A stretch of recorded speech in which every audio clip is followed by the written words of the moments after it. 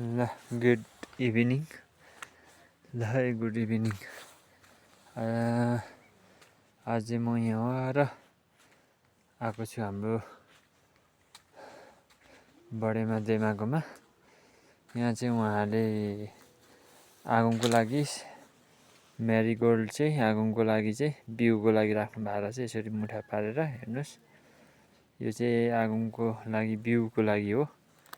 यसबाट चाहिँ आगो फेरि बिउ उमारेर छर्नको लागि चाहिँ राख्नु भएको रहेछ। है हाम्रोतिर चाहिँ यसरी राखिने गरिन्छ बिउको लागि। सयपत्री फुल हेर्नुहोस् कस्तो राम्रो ठुल्ठुलो थुङ्गाको।